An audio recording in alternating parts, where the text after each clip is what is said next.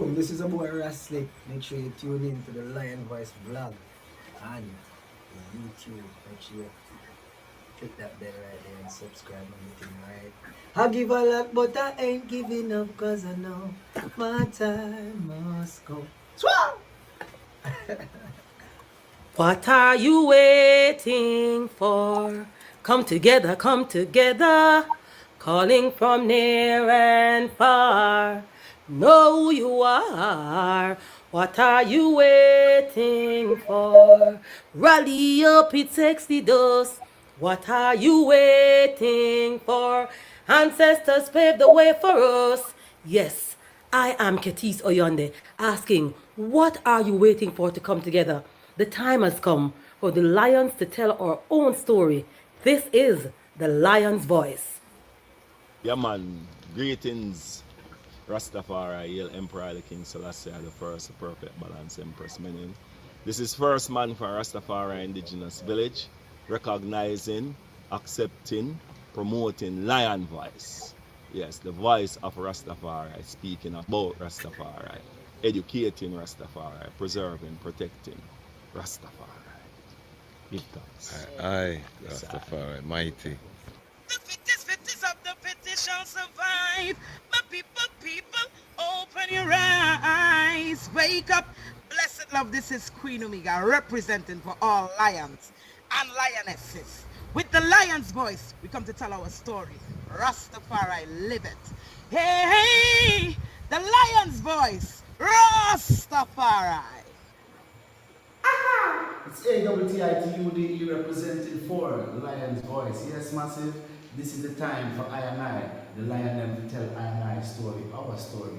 Yes? And we reign and rule like this. Reign and rule, yeah. Selassie, I reign and rule. You can't take the lion vibes, people. If you no fool, cause we know Selassie reign and rule. Reign and rule. Selassie, I reign and rule. Queen Omega drop them in the fire. Put from them no Queen Omega, she reign and rule. Royal Kushite, ancient essence, Emperor Selassie in a majestical presence, flash of all sevens, projecting through I and I events. We sing a song for the king, we bring joy and blessing and understanding, yeah. We hear Jah every day. Reign and rule, yeah. Selassie, I reign and rule. Yes, I lion vibes, Selassie, I reign and rule. Attitude say that. Boondocks, Black Organization of Noble Diplomats optimizing expressions to the world. Till the world, till the end. I will never stop, hail the Most High, and I will never stop, call Rastafari. Blessed love, this is Kushite representing for the Lion's Voice. We are here to tell our own story, Rastafari. Greetings, this is Rashilo. The time has come for the lions to tell their own story. See? This is the Lion's Voice. Keep it locked, right, sir? Rashilo said that. Are you satisfied? Wipe those tears from your eyes. I'm all alone, still you thought I was telling a lie. This is the Lion's Voice. Keep it locked, right, sir? Amina, the time has come for the lioness to tell our own story. No surrender, no retreat, we are Jaja soldier. Rougher than the streets, tougher than a boulder. Bigging up Lion's Voice. Now put it, I jolly for say that.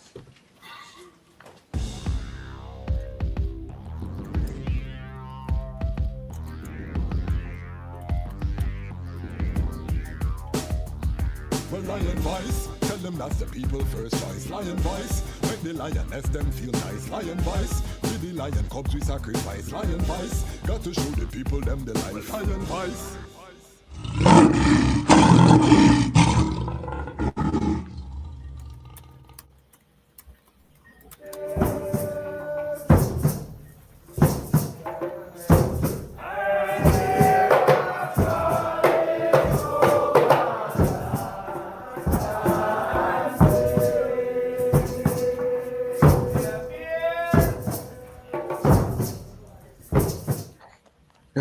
Jano, I'm so hungry, bro. I haven't eaten all day.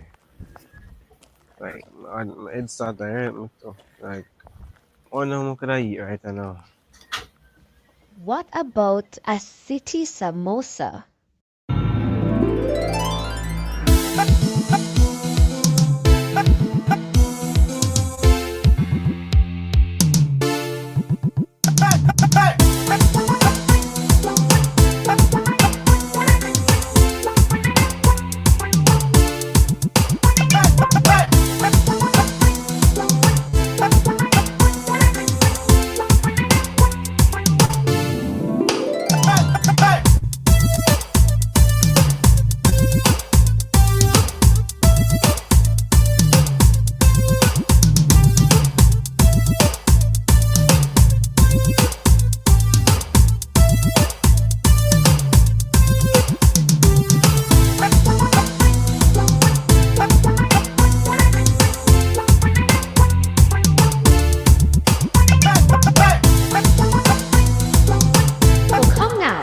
Get your samosa, a fusion of Indian, Jamaican, and African culture.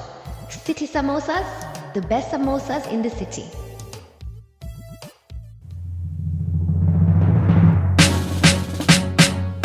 The second beast was given the power to give breath unto the image of the first beast so that the image could speak and cause all who refused to worship the image to be killed. It also forced the people, great and small, rich and poor, free and slave, to receive the mark on their right hands and in their forehead. Gone down in the new world order, new world order. Happy work harder, happy pray harder. Babylon them coming with them microchip, and them prison cell, that's the new slave ship. New world order, new world order. Happy work harder, happy pray harder. Babylon them coming with them microchip, and them video game, that's new matrix. It's a new world order. Them start bleaching, diverse doctrine. Them start preaching. Angels for the stars. They're reaching, they're falling, never hear the lion calling. New world order, them fight against the poor. Machine and robot that sweep them floor. Machine and robot that run them stores. So them create disease ones without any cure. The new world order, new world order. Happy work harder, happy pray harder. Babylon them coming with them microchip, and them prison cell, that's the new slave ship. New world order, new world order. Happy work harder, happy pray harder. Babylon them coming with them microchip, and them video game, that's new matrix. It's a new world order. Them pan cell phone. Families don't even talk in their home. Village farmers get murdered by drones. Village mistress get murdered by stones. New world, so you better call Tyrone. Tell him prepare, use the whole earth a war zone. New world, Satan lost for the throne, so we must exit us and leave him alone. The new world order, new world order. Happy work harder, happy pray harder. Babylon them coming with them microchip, and them prison cell, that's the new slave ship.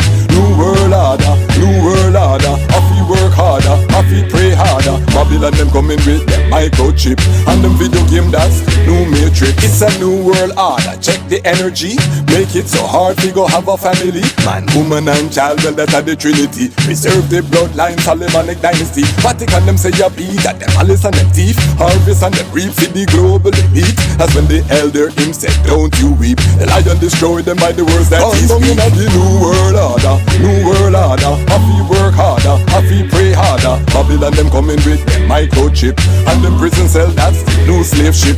New world order, new world order.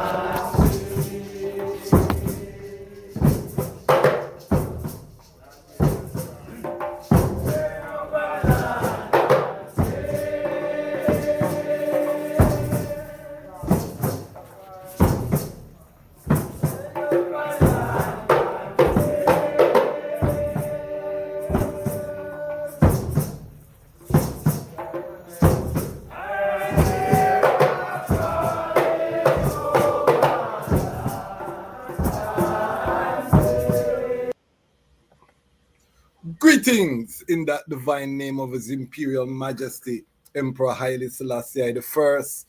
Glory and honor in the name of his chosen queen, Empress Waziri Menen. My name is Kwasi Bonsu, aka the Dejazmatch Kwasi, aka Ras Kwasi, aka the Reading Ras, aka the Pan-African Happy Man, creative industry attorney. I'm an author, I'm an artist, I'm an actionist, and right now I am the host of Lion Voice Live. Welcome to Lion Voice Live, and welcome to the Lion Voice Network, where the lions are telling our own story. Today, we are going to go into some geopolitics. Rastafari, independent, non-aligned media, we have a duty to inform. So I'm going to go into a little bit of a teaching mode today, because we have to always keep our eye on the global chessboard. That's part of Rastafari liberty. I told you I am coming up as a young Ras. We used to go to the Nyabingi house, sit at the feet of the elder. We would watch, we had a TV in the upper room. We'd watch world news, and the elders would break it down according to the prophecy, according to where we are. And I always valued that as a young Ras. And we want to bring some of that to the global family, because it's important to the faith. Because when you don't look at the global chessboard, it's easy to get sucked into infighting, petty differences, different things, not realizing the time or the hour that we're living in. And what spurred this is all throughout the mainstream media, I keep hearing this term, New World Order, New World Order. You heard the song in the beginning of the episode. That's a song I recorded probably about 2015, you know what I mean? New World Order. Of course, it's referred to in the Revelation, the mark of the beast, all of these terms that have been bandied about. But when we look at the landscape, you know, it's very spooky in terms of it looking like the thing is really fulling up according to the prophecy. And the spooky part is that, are we prepared? Are we preparing ourselves for what is to come? It's creeping up, you know what I mean? We've gotten several warnings.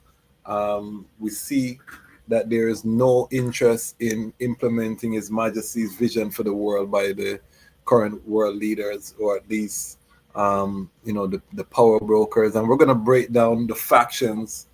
Tonight, we're going to break down all of the players. We're going to have a good reasoning tonight. We're going to look at some external sources. We're going to look up some definitions. The main event that sparked today's episode is the Shanghai Cooperation Organization Summit that just took place in China.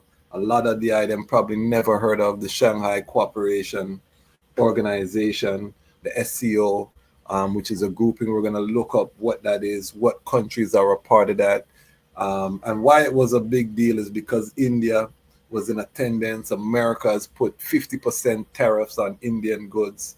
And so India is now shifting east. You know, India felt disrespected, an infringement on their sovereignty, and now they're shifting east to the Eurasia. They were already part of BRICS, and we're going to look up BRICS and see what BRICS is all about. We're going to look up SCO, see what that's all about. We're going to talk about the history post-World War II, the colonial power. Because what we're witnessing is the fall of the colonial powers, you know what I mean? But what is replacing it, which is the Eastern Bloc, represented by BRICS and the SCO, what's replacing the colonial power is what we want to now identify. Is it something that is good for I and I? You know what I mean? We have to look at it from a Pan-African perspective and not get too comfortable, because remember, when COVID came and the lockdown was global, it wasn't East Bloc and West Bloc was doing something else. Everybody was in lockstep. So are they just fighting to control who is going to control the New World Order? The other thing we want to talk about, and we're going to look at some news articles, when we see all of this talk about power, there are no black people at the table. I don't see one African. We have the S in South Africa, which is, S in BRICS, which is South Africa, but they're not at the table as a power player when you see these geopolitics reasoning. So we want to talk about that. Ethiopia is now also an official BRICS member, and Egypt as well. So we want to talk about, you know what I mean? Yes, all of this is happening, but Africa is still not at the table in a meaningful way. Now, Africa, 53 out of the 54 countries in Africa have signed an agreement with China saying, you know what I mean, they want to do major trade with China. So Africa has already leaned to the east. Of course, they're coming out of the colonialism. We know what's happening with the AES, Burkina Faso, Mali, Niger, kicking out the French. And we see Chad, Senegal, all of these countries, Cote d'Ivoire, Nigeria. We see terrorism rising up in these countries to attack these countries that have kicked out the West. Who's funding the terrorists? We know who's funding the terrorists, but this is all, again, this is geopolitical board. And this is why on this channel, if you're new here, then you wouldn't know. We on this channel, we say World War III has already started. And what we're seeing now is just the early phase, the proxy wars, you know what I mean? But don't feel no way when you look at Ukraine war, they are estimating 1.7 million people dead. So it's not no simple thing that's happening. We know what's in the Congo. You know, you have millions that have died. That was also part of the proxy war, early part of the proxy war. So all of this, you know what I mean, is the chessboard being laid out. And as Rastafari, we have to be prepared because these things can affect our timeline. A lot of I and I are still living in survival, and we're not looking at putting our collective strength together to accelerate our development. So we put ourselves in a position so that we're strong when things kick off or if things, you know, go over a cliff. And this is why you hear Ayman always talking about Rastafari food sovereignty. Big up Ras Zola, who coined the term Rastafari food sovereignty and black food sovereignty. Ras Zola, who's been a regular contributor on the channel. If you haven't seen his episode with Dr. Kadamabi Knife, go and watch it. Powerful. They gave their presentations that they gave at the Rastafari International Conference in Toronto. And it's more relevant than ever. The both, you know, the two pillars coming out of the Rastafari Toronto, the Rastafari International Conference in Toronto, the two main things that came out were the importance of social enterprise. We got to make money, but not in a capitalist way where we're making money for money's sake, but we're making money because the development that we seek is capital intensive. So the social enterprise model as exemplified by Marcus Garvey and the Honorable Leonard Howell, that is a priority for I and I as Rastafari currently. And then we also have to look at our food. You know, who's growing our food? How are we getting our ITAL? If we can't feed ourselves, we can't withstand nothing. The human body need food. You know what I mean? So we need to control that if we want to talk about us being sovereign, us being independent. Everywhere that Rastafari is, there should be some connection to indigenous food production system. So those are the things that I talk about because I feel that this is essential for the preparation for World War III, wherever you are. For you know, I'm on chant repatriation, never will give up that. They let them know that I'm vested in Ghana as a entry point. I'm coming through the gateway. I was born Kwasi Osei Bonsu Clark. I dropped the Clark as when I became a man. You know what I mean? But I was born with this name. It's not a name I just pick up. Kwasi, you know, Kwasi Osei Bonsu is my birth certificate. It's there, you know what I mean? So Ghana stamp on me. And being from Jamaica, born in Jamaica, the Akan presence is so prevalent. You know, we have Akompong. You know, we talk about the Karamanti, which is all of these things originate in Ghana. So that repatriation is always part. But as we return home to the continent again, agribusiness, ensuring that we control food supply. We're not dependent. We're not having to go through a grocery store where there's pesticides and chemicals that we don't know. And so many ones are getting cancer. Even ITAL ones are getting cancer because they're using glyphosate and all these pesticides on food. And we don't control our food as Rastafari people, but we, you know, we champion talking about ITAL and living good and all of these things. So we have to control our food, family. You know what I mean? It's so crucial. And the big picture that came out, you know what I mean, in the media was a picture of the head of India, the head of Russia, the head of China together. India and China by themselves is 3 billion people. Russia, one of the largest oil producers. Russia's one of the largest oil producers. China's one of the biggest consumer markets.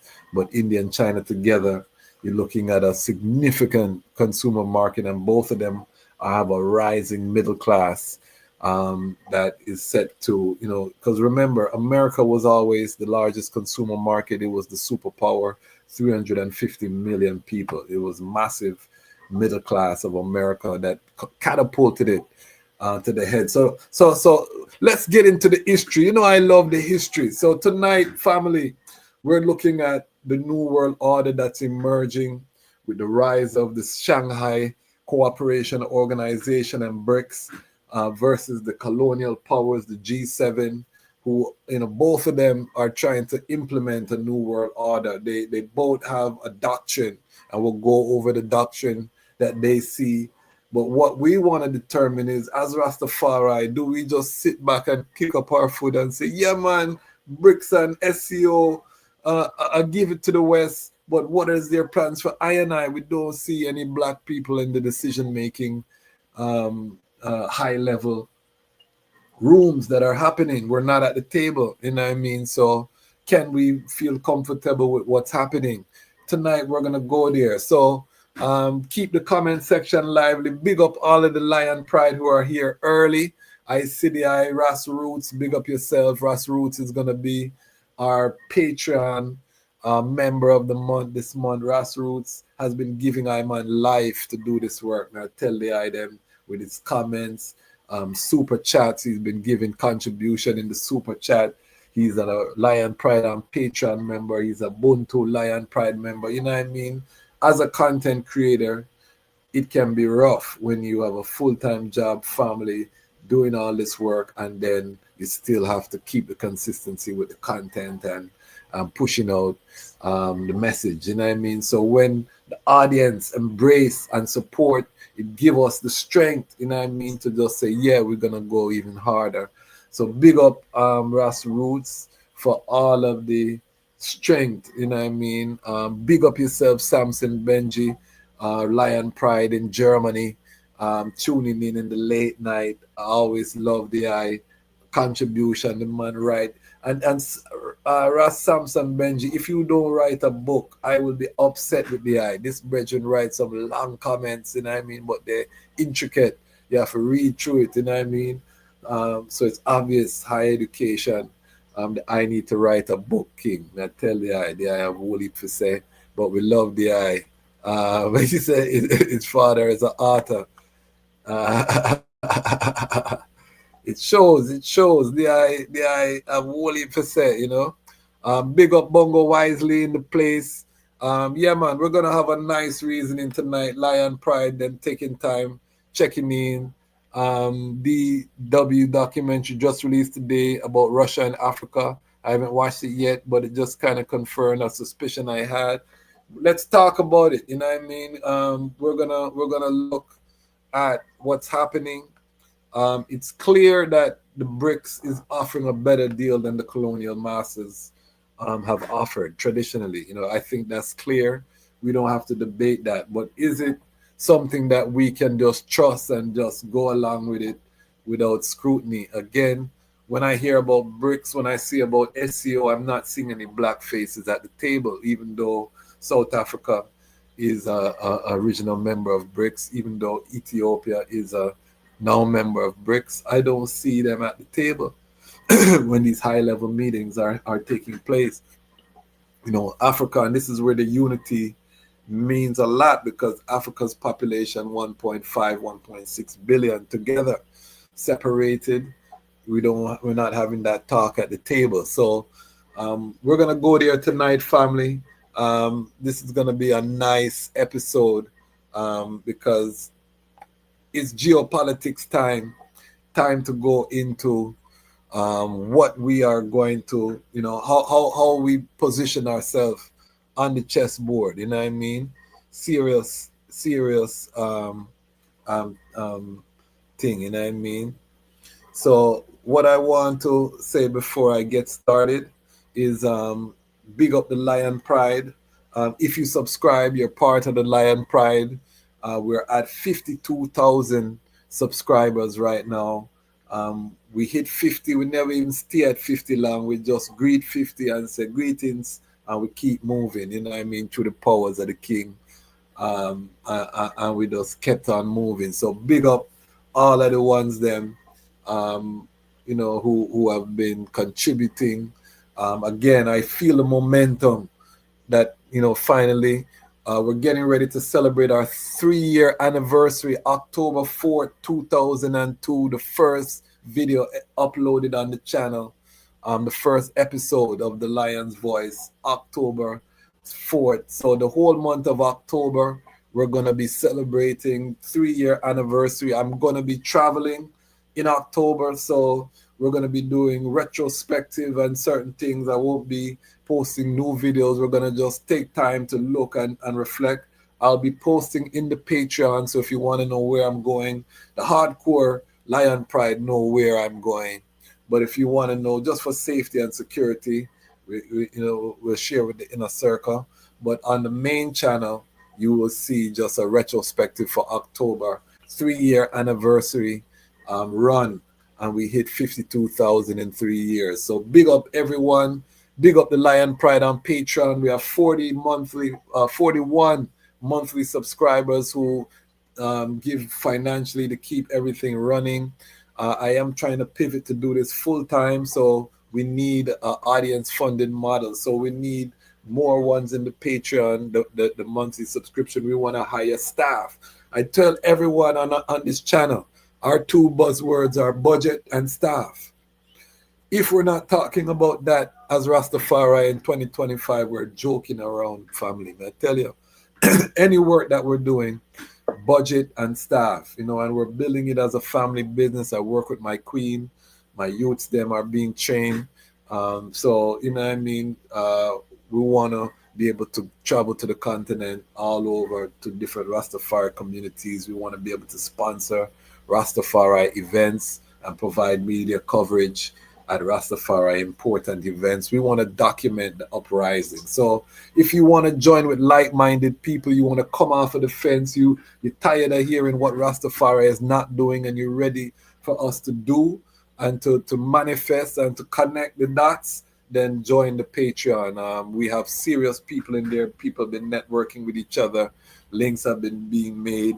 You know what I mean? Woolly Patinga Guan, you know what I mean? So just come in to the Patreon and be a part of that family.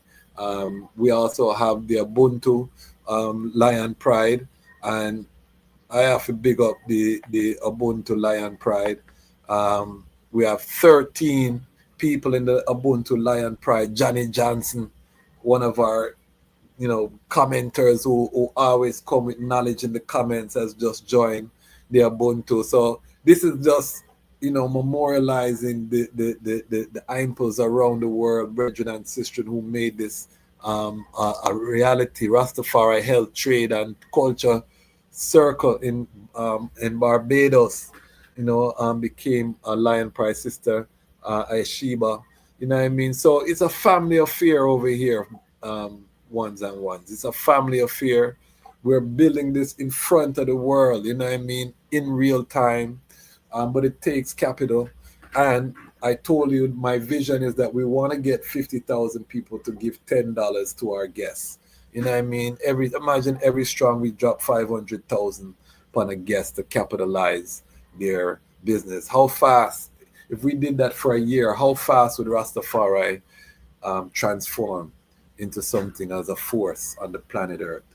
I want the item to think about that. How fast could we transform as a force? Big up the Action Lion Pride. Action Lion Pride are people who just take action to help the channel. They do something. They like, they comment, they share. Or like Ras Roots. Ras Roots just gave a super chat, $10. Ras Roots come in and just put logwood upon the fire. That is why Grassroots is the Lion Pride and Patreon member of the month. You know what I mean? Grassroots come again with the heat. So you can give a contribution during the lives through the super chat. YouTube allows you to do that one-time contribution. So if you can't do the monthly or you cannot do anything else, we still give thanks and we have gratitude for each and every one of the item, whether you contribute by watching, you're contributing. So don't feel no way if you don't have no funds. We love the item, and the positive energy is just it's resonating, it's going out. I get calls every day from Rastafari family how this changing their lives, how they getting focused, unity springing up, people putting down the petty differences. They can see what's happening around the world, other Rastafari communities, other workers. People are seeing that Rastafari is working. It's not just people burning ganja and reggae music, and we've kicked that away. Saying that next Saturday we will be Samson Benji coming in with a logwood, €1 he must spend. Okay. Yes, Samson Benji with the €10. Big up yourself, King. You know what I mean? Cause I did a whole episode because Samson Benji Bonafire say how because I blocked the sound how we have nearing 50,000 and we only had 40 people in the Patreon, and Samson Benji said, I'm a white brethren. I don't give because I don't want people feel like the brethren sell out or whatever. And I did a whole episode, can white people contribute to the Lion Pride on Patreon based on Samson Benji. And now Samson Benji come in with the €10 logwood, piece of logwood. Big up yourself, Samson Benji. You know what I mean? I love that. You follow through with your word. You know what I mean? You love the channel, you support it. But that's the kind of energy that we need right now, family. Because we need to accelerate this development. You know what I mean? The time is getting dread, and everyone is preparing. The United States has changed their Department of Defense to the Department of War. If you need a better sign than that, family, I don't know what to tell you. And on the same day that they declare the Department of Defense, the Department of War, they blew up a boat, a speedboat in Venezuela, 11 people. We don't know what the people them do. They say they had drugs, no trial, no arrest, dead. So if you think this is a playtime, we are fooling ourselves. You know what I mean? We have to tighten up. And this goes to the core of the Rastafari family, not the hobbyists, not the weekend Rasta, not the reggae Rasta, the festival Rasta. This is not for the item. This is for the item who live this, who youths raising at this, who want to see this prosper and spread. We have to tighten up with thing right now, and this is why I say that when you're over 20, you're not a youth in Rastafari. You're a young adult, you're a mature adult. We need adults now to pull up them socks and get this thing moving. We have to employ our young people or we're going to lose our young people. If we're not dealing with budget and staff, we are fooling ourselves. So big up everyone who's making it so that we can hire people. I need an editor. I can't keep editing and doing everything myself. Family is rough. I tell the item. So everyone who contribute, you know what I mean? Big up yourself. Big up Frontline Books, Ras Sekou. We have the Reading Ras on the Frontline show. If you haven't seen that, the last one we had with Dr. Kojo Opongwade and his queen, Asantewa Opongwade, classic episode. Check it out. 3 books recommended. Every month we do 3 books. I am the Reading Ras, so we will promote reading physical books. Big up brother Carl Philpotts' book is also a book that we're pushing. So make sure you support that book. Also, Wally King's graphic and design, our logo, everything you see, designed by Wally King's graphic and design, CMAS Life, Ramia King design. When I drink out of my tumbler, you get that. So all of the sponsors, everyone, and if you have a business and you want to become part of our family and advertise, you can send us a commercial. We can talk about creating a commercial for the eye. let us know. Reach out to the Lion Voice Network, and we're building an ecosystem. All right, last thing before I finish the housekeeping. We had Sitota, our young youth entrepreneur. If you see the beginning, you have the City Samosas. She's paused her business briefly because she started university. So she's just settling into the new semester. But she's our youth entrepreneur. She was 18 when we started running the ad. She's probably 19 now, or I don't know. We're checking.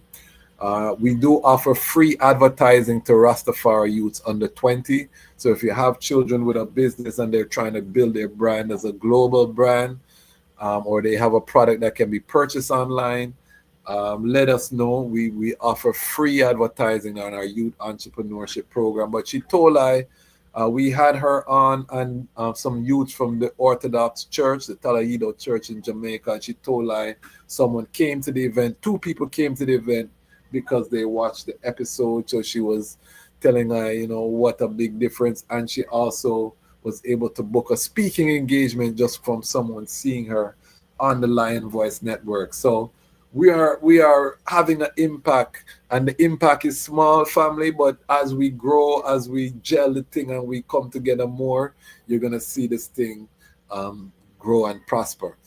All right, housekeeping out of the way.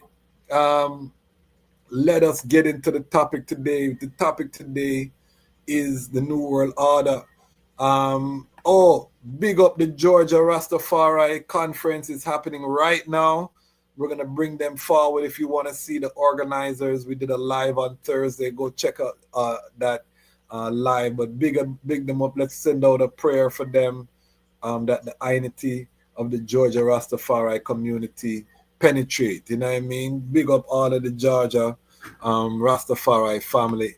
The unity is spreading. All right, New World Order. Where does this term come from? I'm going to go to the internet today to assist us with some of these definitions, and we see if we like them. We're gonna do some searches. Let's go to Wikipedia and see what it says here. We want to define some terms. I'm an attorney. I do like to define terms and know what we're talking about so we can agree or disagree. All right, so let's look at what Wikipedia says about the New World Order. And if you have your own definition, put it in the comment section. We'll reason on it. The New World Order is a term often used in conspiracy theories, which hypothesize a secret emerging totalitarian world government. The common theme in conspiracy theories about a New World Order is that a secretive power elite with a globalist agenda is conspiring to eventually rule the world through an authoritarian one world government, which will replace sovereign nation states, and an all-encompassing propaganda whose ideology hails the establishment of the New World Order as the culmination of history's progress. Many influential historical and contemporary figures have therefore been alleged to be a part of the cabal that operates through many front organizations to orchestrate significant political and financial events, ranging from causing systematic crisis to pushing through controversial policies at both national and international levels as steps on an ongoing plot to achieve world domination. How that sound, family? That sound pretty good to I. I can work with it. You know what I mean? I think I can work with that definition. How the item see it? You know what I mean? Put it in the comments. The ones here, we're having a Rastafari reasoning. You know what I mean? So put it in the comments. Let us follow. Oh, sorry. Let me see here. Sorry. I did not.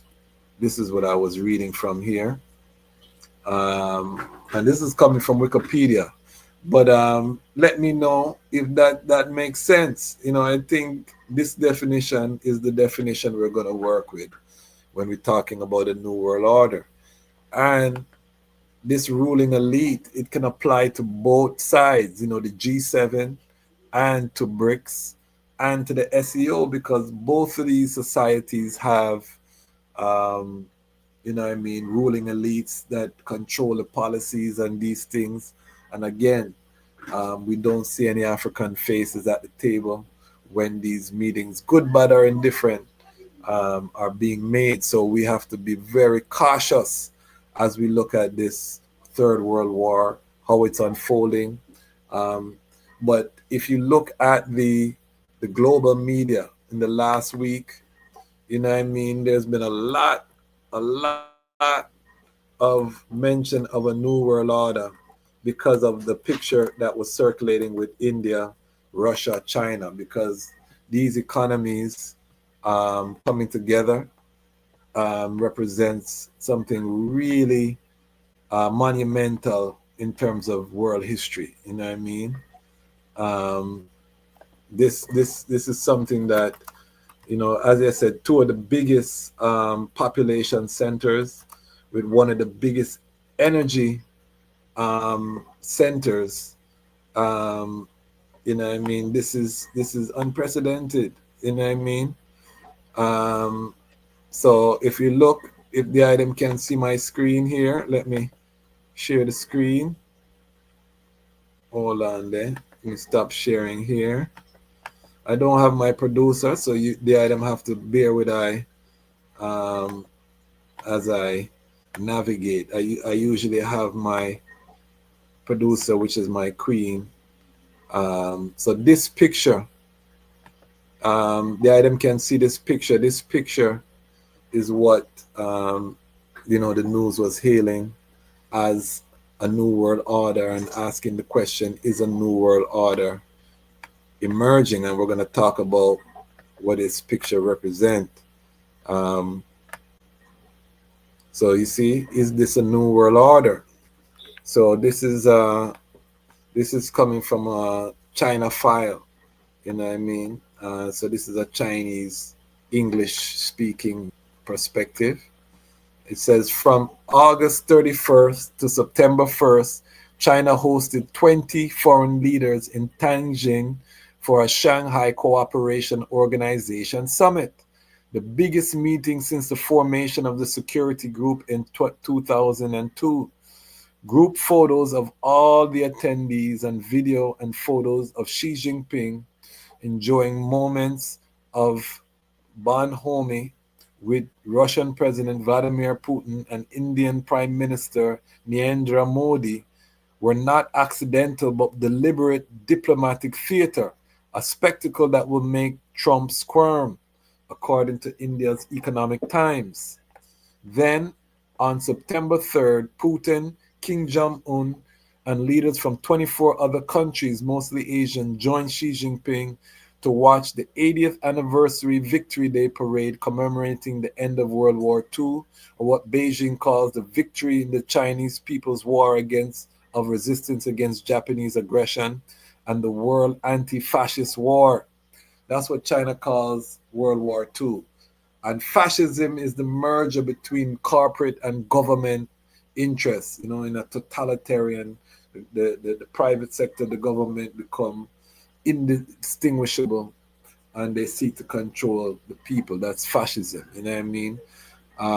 So they call it the anti-fascist war, and remember His Majesty warned the planet against this war.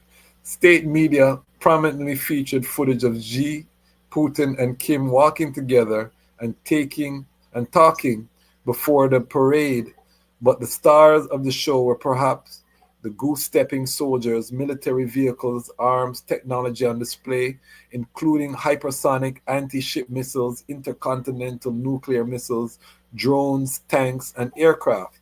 What was the significance of these encounters in Beijing and Tianjin?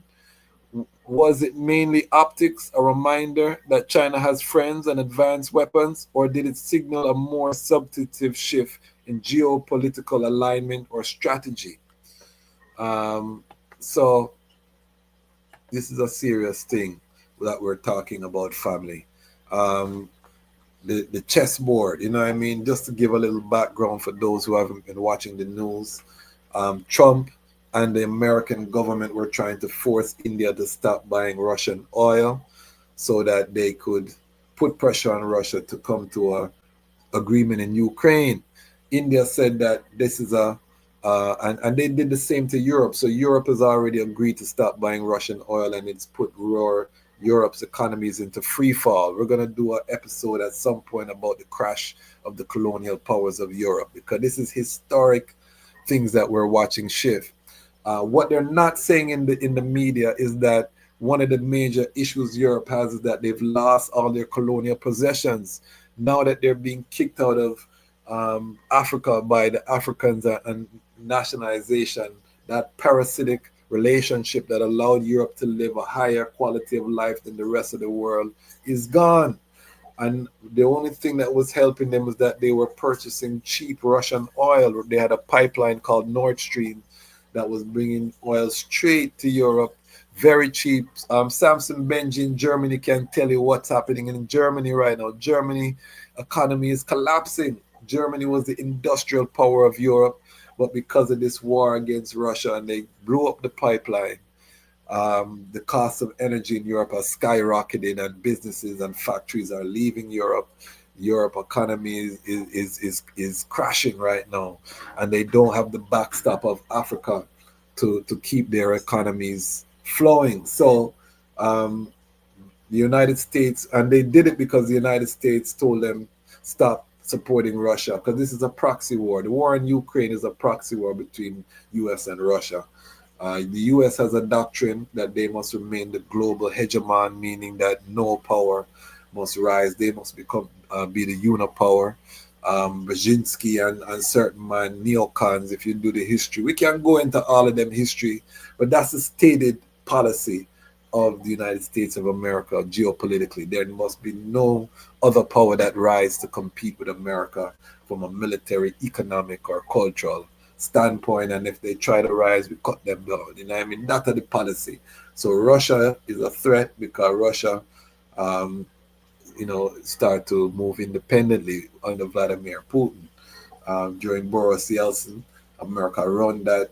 The oligarchs are run the place, money and make everybody was happy. Putin come, they start get nationalistic, and they've been trying to get rid of him. Ukraine war was supposed to do that. But because Ukraine war is not going as planned, Russia is become stronger. They didn't anticipate the support of BRICS. Russia, when they put sanctions on Russia to destroy the Russian economy, Russia started sell all of their oil to India and to China, picked up the slack that Europe was buying. So Russia was fine. They're the producer of the resource, and they got new buyers. And in fact, India started buying more oil. China started buying more oil. So Russia's economy right now has been growing, I think 3 to 4% a year, higher than all of the Western countries. And they're in a state of war, and it's because Russia is leaning on the BRICS partnership. Now, America now is trying to get India to stop buying oil from Russia, and India said, no, we are a sovereign nation. And remember, India was part of the non-aligned movement in Bandung. President Nehru, who was a friend of His Majesty, along with Tito from Yugoslavia, and you notice how they mash up Yugoslavia after Tito, who was His Majesty good brethren as well.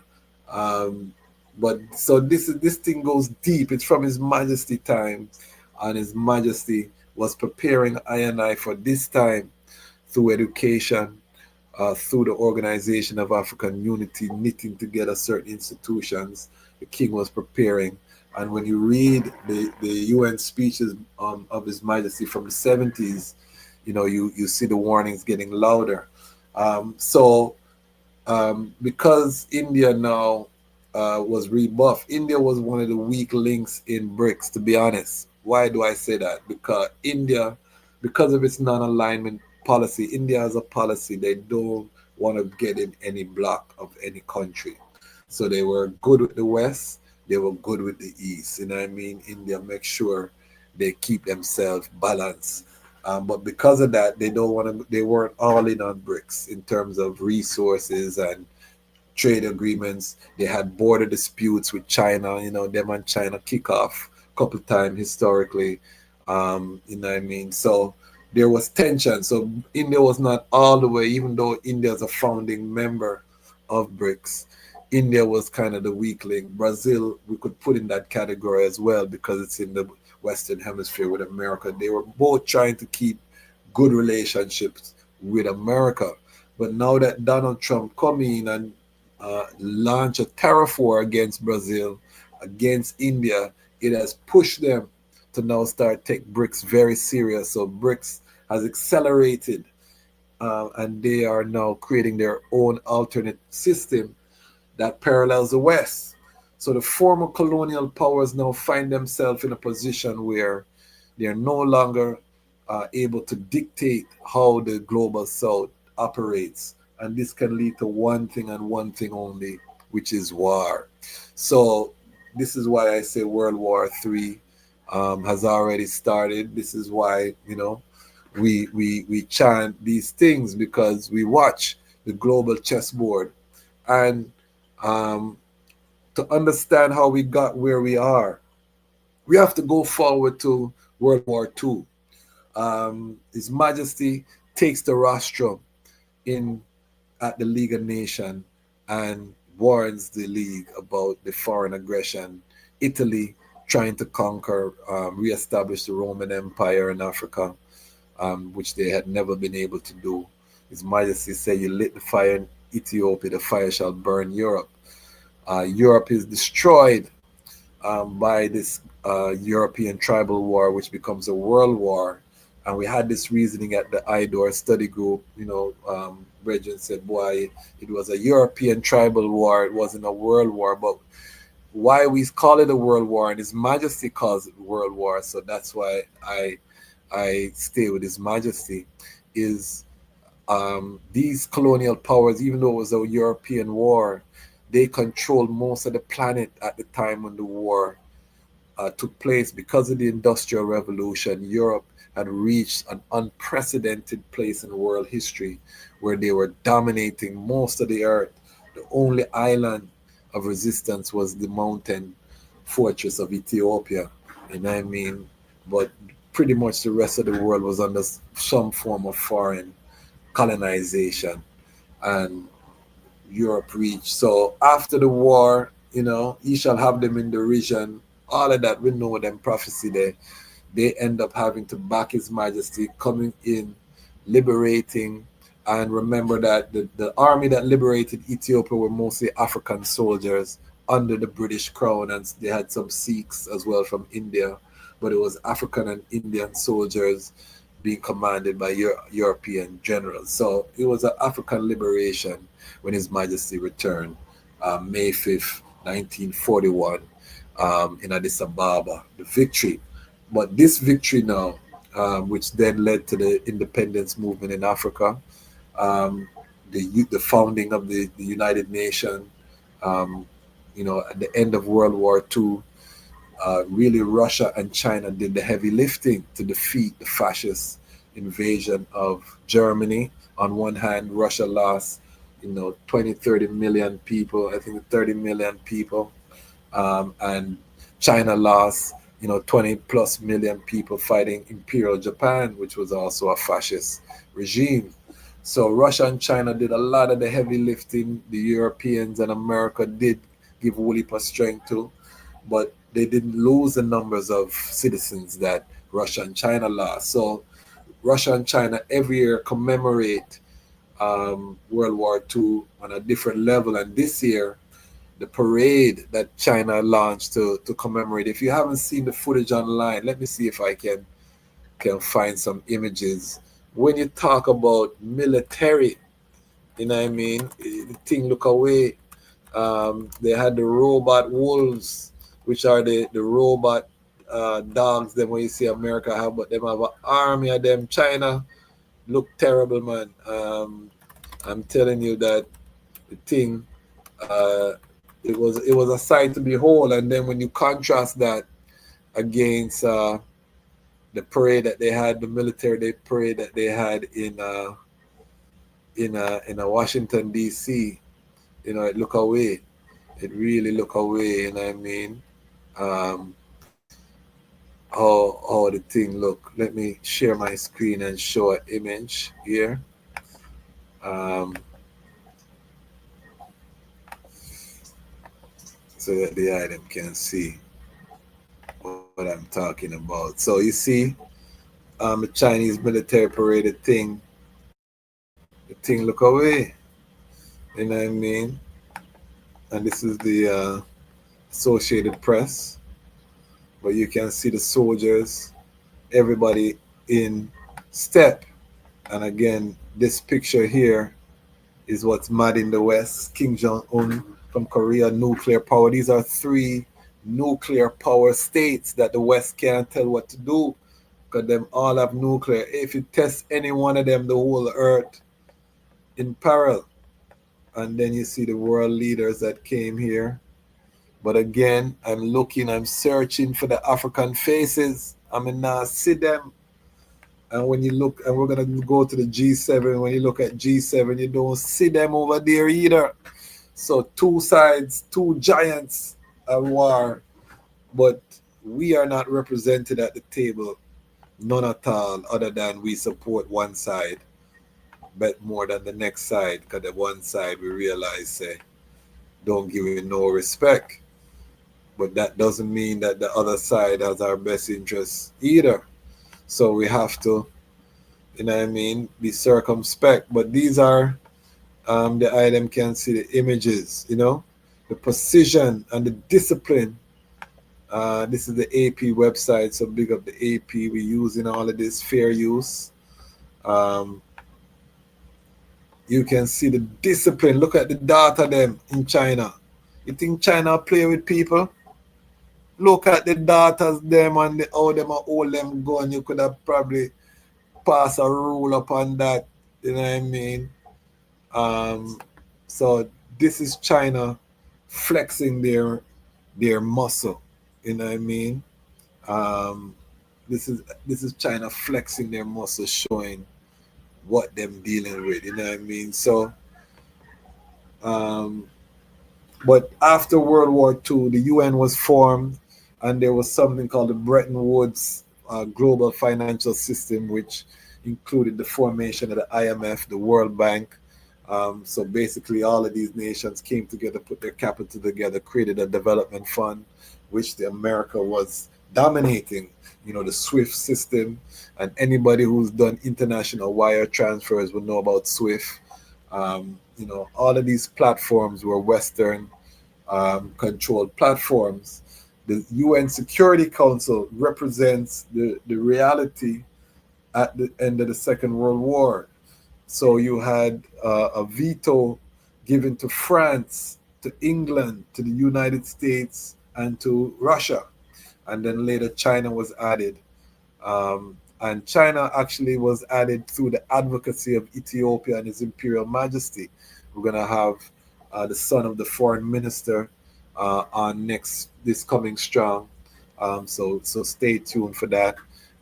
But this was all done through His Majesty, the advocation of China. But if you look at the world today, Britain and France shouldn't have no veto power. They are small vassal states of United States. You have India with 1.5 billion people with no permanent seat on the Security Council. You have Africa, a continent of 1.5 billion plus people with no permanent seat on the Security Council. So, you have places like Indonesia, Malaysia with whole heap of people. So the Security Council and the power represents the colonial reality, and that's shifting now. So with all of these organizations now coming to the fore, the rest of the world is now looking at this arrangement, and this is exemplified by what's happening in Israel. The Security Council can't move because America can just veto. America, the UK, France, the colonial powers veto anything that happens if the Security Council wants to move to do anything to restrict what's happening in Israel. So the United Nations itself has become a laughing stock. But interestingly, BRICS and the SEO are very big advocates of the UN system. His Majesty was a major advocate of the UN system. So, with reform, and His Majesty was advocating for the reform of the Security Council. Reform that the UN must have its own standing army so that it can intervene in these situations without having to depend on member states having to rally troops and these things. So all of these things, and some of these things are very controversial around many conspiracy theorists, you know what I mean? But these are things His Majesty advocated for if the world is going to come into a unity and if war was to become a thing of the past. Because that was the whole point of His Majesty advocacy. He is Shiloh, he is peace on earth. So his whole fullness, and he said peace is not a is, it's a becoming. Peace is a constant evolution. So His Majesty's whole premise was that the international community have to have the power to stop these conflicts before they start and to stop belligerence when they go too far. You know what I mean? And that has never been implemented. So we are where we are in a Western dominated system. But again, we come to the SEO, we come to BRICS, and we see that, you know what I mean? We see that, hold on, I'm going to share my screen again. We're going to go into what is the SEO, because I know most people hear these terms and probably not familiar with these things, you know what I mean? So we're gonna look at what is the SEO. Yeah, them can see the screen, so that we can. Sorry. Okay, sorry. Here we go. What is the SEO? Okay. The Shanghai Cooperation Organization is a Eurasian political, economic, and international security organization of 10 member states. It was established in 2001 by China, Kazakhstan, Kyrgyzstan, Russia, Tajikistan, Uzbekistan. In June 2017, it expanded to 8 states with India and Pakistan. Iran joined the group in July 2023 and Belarus in July 2024. Several countries are engaged as observers or dialogue partners. It is the world's largest regional organization in terms of geographic scope and population, covering approximately 24% of the world's total area, 65% of Eurasia, and 42% of the world population. So this shows you how dominated by Western media we are. Most people have never heard of the SEO, and it's the largest regional group on the planet based on geographic area. You know what I mean? According to these stats here, 42% of the world population as of 2024. The combined nominal GDP accounts for around 23%, while it's GDP based on PPP, which is purchasing power parity, which means that they adjust for what things actually cost, which is actually a more relevant, because GDP is a cooked thing. It doesn't really give you the economic health of a nation. It's just the total output, and a lot of this is cookbooks in terms of places in the West, because it's a lot of financial money, on spreadsheets, but it's not tangible goods and value. You know what I mean? So purchasing power parity covers that a little bit more, the PPP, and comprises approximately 36% of the world's total. The SEO is a successor to the Shanghai Five, formed in 1996 between China, Kazakhstan, Kyrgyzstan, and Russia and Tajikistan. In June 2001, the leaders of these nations and Uzbekistan met in Shanghai to announce a new organization with deeper political and economic cooperation. The SEO It's governed by a heads of state council. It is a supreme decision-making body which meets once a year. The organization also contains regional anti-terrorist structure. So again, the big meeting this year was the image that came out of the SEO, the whole fullness about there being a new world order. You know what I mean? Again, you can see that IJIT. Let me remove that. Let me share this again. This is the image that brought this discussion that inspired this discussion. This is the image that's scaring the West. But again, no African presence. And if you know anything about statecraft, these images are staged so that the foreign ministers meet and say, all right, the three of them are going to meet, we're going to take a snap. It's going to be, make sure, so when the item come together, you smile and a laugh and thing, because this is sending a message for the history book. The whole of we are brethren, everything is nice, we're working together. This is very scripted. This is the political theater that I love, you know what I mean? Because it's chess pieces moving on the chessboard, you know what I mean? And as far ones, as the children and the inheritors of the legacy of Kadamawi Haile Selassie I, we have to be sharp. We have to follow these things and know what's happening, what the players are doing, and how we supposed to move accordingly. Because some of us live in these countries that are, at odds, and we have to preserve ourselves because we cannot take for granted. I live in Washington, D.C. right now.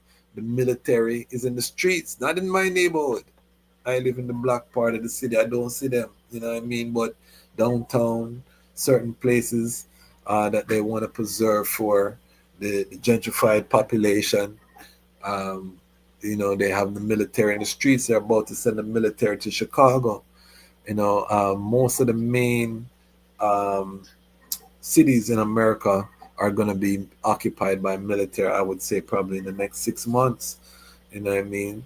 And what they're doing is they're wiping out the black markets. You know what I mean? All of that underground economy getting wiped out. They're pushing people into the digital space, the cash transaction, hand to hand, all of that going to get cut out in all of these cities by this military and police presence. And they're driving everything into the digital space where it can be tracked. And again, for I and I who study the prophecy and we say, without the mark of the beast, you can neither buy nor sell. You know what I mean? It gives us a little bit of pause, when you see them becoming more authoritarian. You know what I mean? When you see them locking down control of certain places, it gives us a little bit of pause. So this is why looking at the global chessboard and who's making what move is so important. All right, so we see what the Shanghai Cooperation is. Let's look at what BRICS is. We're going to look at what BRICS is. This is an educational episode. I'm just bringing the global family up to speed with what's happening so we can talk intelligently as Far-I family. You know what I mean? When we're dealing with these things. All right. So it said the term BRICS originally denoted a collection of countries experiencing rapid economic growth that would, if growth were maintained at similar rates, emerge as the dominant economic players of the 21st century. The acronym derived from the names of the early members, Brazil, Russia, India, China, and South Africa, and has since adopted as the name of the formal intergovernmental organization that aims to create a greater economic and geopolitical integration and coordination among member states. The BRICS organization is commonly understood as an attempt to form a geopolitical bloc capable of counterbalancing the influence of Western-dominated global institutions such as the International Monetary Fund and the World Bank. However, the genuine cohesion and alignment of the BRICS countries and the actual value of the alliance is a matter of debate. Some commentators point to the vast differences in political system, economies, geopolitical positions of the member state as evidence of the organization's fragility. All right, so that is BRICS, and we won't go too deep. And BRICS's current members again include Ethiopia, include Egypt, include United Arab Emirates, include Iran. So BRICS has expanded from the original grouping. So this is a serious vibration, you know what I mean? So let's look at the competition that SCO and BRICS has. And you see there's some overlap in BRICS and SCO, and SCO is also more dealing with security as well, military alliance against terrorism as well, because all of these countries have terrorist problems. And when you look at who's funding the terrorists, you don't know, sir, you're going to find Western money there, you know what I mean? So let us look at now who they are fighting against. Let me share the screen. And we're going to see the G7. All right. The group of six. Okay. The group of seven is an intergovernmental political economic forum consisting of Canada, France, Germany, Italy, Japan, the United Kingdom, and the United States. So all of these countries are former colonial powers. Canada, not so much, but Canada is really just an extension of the UK, you know what I mean? But all of them, you know, if you notice, are, with the exception of Japan, and Japan is basically a vassal of the West since it's been conquered. All of them are these European former colonial powers. Additionally, the European Union is a non-enumerated member. It is organized around shared values of pluralism, liberal democracy, representative government. G7 members are major IMF advanced economies. Originating from an ad hoc gathering of finance ministers in 1973, the G7 has become a formal, high-profile venue for discussing and coordinating solutions to major global issues, especially in the areas of trade, security, economics, and climate change. Each member's head of state, head of government or state, along with the EU Commission's president and European Council president, meet annually at the G7 summit. Other high-ranking officials of the G7 and the EU meet throughout the year. Representatives of other states and international organizations are often invited as guests, with Russia having been a former member as part of the G8 from 1997 until its expulsion in 2014. And 2014 is an important year because 2014 is when the coup d'etat happened in Ukraine, which led to this current Ukraine war. So that's kind of when things start kick off. So all of these things, the G7 is against BRICS and the SCO. The G7 used to be the top on the mountain. For the first time now, BRICS GDP and PPP is more than the G7. So this is a historic shift that we're watching. Before, the West had more money, more resources, bigger consumer market, because most of the global South, as represented by BRICS and the G7, were in abject poverty. So, you know, when you talk about consumer market, though, everything was Europe and the G7. That's changed for the first time. So we're witnessing the fall of the West, the rise of this new world order. But again, I remind my Rastafari family that when COVID hit, it was a global lockdown. It wasn't just G7 lockdown and BRICS free up and everything nice. No, it was global. So what I feel is that they are, or what I think, because not feeling, what I think is that they are fighting for who will control the global world order. So the new world order is still coming. You know, the end of cash, digitization. After you have these certain things to participate, if you don't have that, then you get kicked out and you're dead. No. So we have to be very careful. Again, there are no black faces at the table when these big leaders are meeting who have leverage and power in the way that these ones have. Now, BRICS has started a bank, a development bank to give loans, but the BRICS bank still interacts with the Western system. So the BRICS bank can't work with countries that have sanctions on Russia. So the SEO at this new meeting that they just had announced that they're going to establish an SEO bank. And I just had a reasoning with Mama Ascali. We have an episode coming on the Empress Menin calendars for 2018. Ethiopia calendar are ready. You know, these are a big thing in the community. She also has a trivia game. If you don't know Mama Ascali, she's one of our great matriarchs.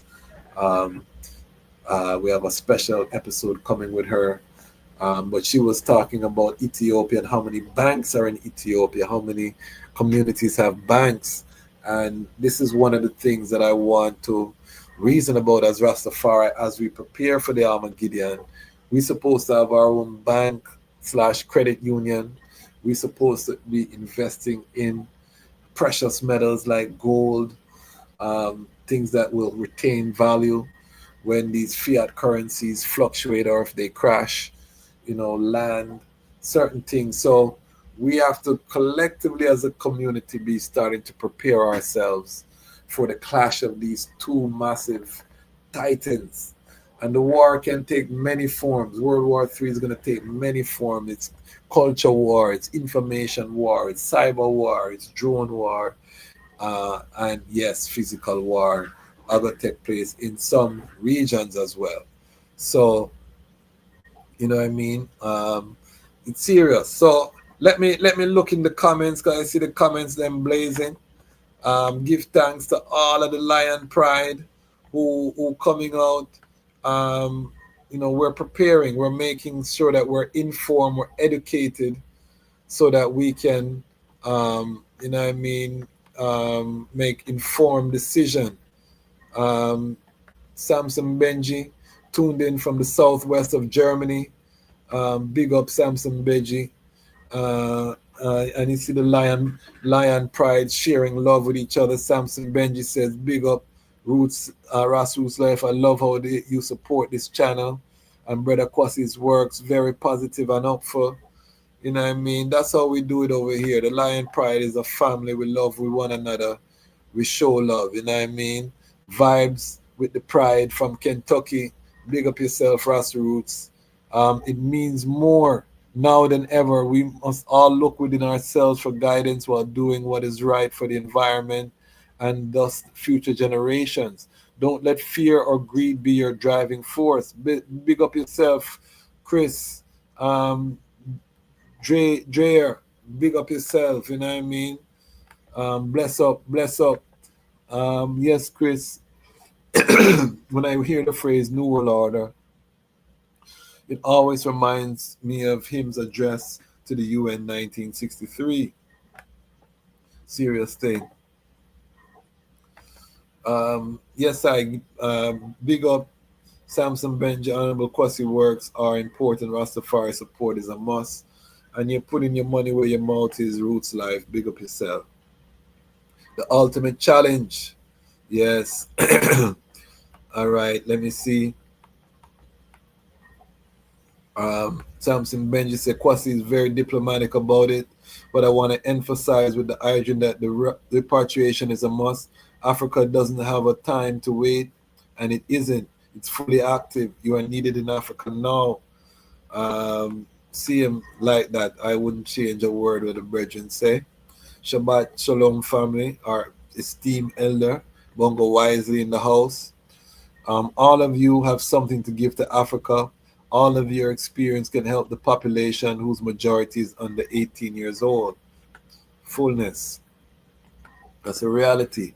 Rastafari, greetings to the lion voice, kings and queens, prince and princesses with perfect love and health, strength, unity, peace, guidance, blessings, and eternal life. Sister Mabel out of Grenada. Bless up all the Grenada family. Perfect love and strength.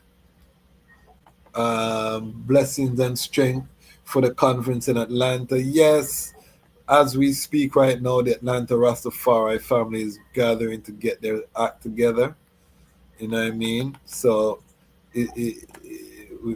we give thanks. You know what I mean? If you haven't seen the episode, go check it out. I know many struggle with the fact that there are light-skinned people who interlope in the Rastafari movement. It's simple. Check His Majesty's address to 1963. It's my allegiance to my fellow men. Ras Samson Benji, big up yourself as a white brethren who hail the king. I never get into that part because I can't tell a man not to hail the Almighty. That to me is folly work, you know what I mean? So I don't get into the color line arguments, you know what I mean? Yes, we promote and strengthen the black root, and that is our job, that is our life. But I can't stop another one. I can only love my brother and heal him for the strength, you know what I mean? And Bongo Wisely feel the same way, you know what I mean? So big up. I see the signs. I know it's going to be the hardest on the diaspora. That's why I can only encourage the hydrant them to repatriate. Don't get stuck like previous generations. Break the cycle. And I can testify to that. You know what I mean? I was able to trod to the continent during COVID, and it was a completely different experience being on the continent during lockdown. More free, Irie, Isla, you know, than having to line up 6 feet apart at the grocery store and just pray that the trucks keep coming in and the global supply chain don't break down because you're not near to no farm. In Africa, we were just amongst farmers and everything was so Irish. So where you are when things hit the fan does matter. So this is why the preparation is crucial. Africa has everything you need to build sustainably. The West isn't sustainable, not even for white people. That's a fact. You know what I mean? The brethren is speaking facts. If you don't know what to do in Africa, once you reach, if you're worried about financial stability, there are books and people there that can help you. For example, 101 Ways to Make Money in Africa. And right now, people, we're in the information age, you know what I mean? Knowledge is available everywhere. My father is an author. I need to be an author, Ras Benji, because you write some long comments, you know, which show me that you're a writer. Johnny Johnson, big up yourself. Yes, very important topic for the 80th General Assembly in my birth city, NYC, United Nations, deprive Africa a permanent seat at the table. El Paso Juarez in the house. Big up all the Texas Lion Pride family. Looking forward to the episode. Bless up Johnny Johnson. You are a person who thoroughly impresses me again and again. Big up yourself. Blessings for life and strength. Destination Africa, no place that Ras can go. That's a fact, King. You know what I mean? That's a fact. If you write a book, I'll lead it for sure. I have a book, King. I'm asking the I write a book, make sure. $10 contribution from Ras Roots Life. Big up yourself, Ras Roots Life, the I. Again, you know what I mean? Give I and I so much strength. The second AU CARICOM Summit opens in Addis Ababa on September 7th. So that is tomorrow. The AU CARICOM Summit. I know Honorable Priest Isaac, I think, was taking a delegation. So hopefully we can reason with him when he forwards and get some updates. Who have ears, let them hear. Who have eyes, let them see. Let them see what Rastafari says. Big up yourself, A1. Blessings to Kwasi's producer. Yes, my queen is not here right now, but me have to big her up because she makes sure that we stay how we're supposed to. Ras Roots with the $5 contribution. Big up yourself. And you can give super chats through the YouTube platform. So feel free, family. One-time contribution. We're building every Mickle Mecca Muckle. One cocoa full basket. So all of your attributions make a big difference to the production of this network. You know what I mean? I love the Ainity Samson Benji with his inaugural. I'm going to take a screenshot of that, Samson Benji. This is big, you know what I mean? The Euro. This is the first Euros we have coming in out of Germany. So big up yourself. You bust the Euro seal on the platform. No, okay, I know this brethren came on a live before. Big up yourself. What are the Rasta reggae artists doing about the fake AI reggae videos flooding social media? I don't know. I'm going to be interviewing a major Rastafari reggae artist shortly. I won't say who, for our 50,000 subscriber special episode. So that's scheduled. So I'll ask that person what they think about that. Don't got no doll ears. Hard. Big up.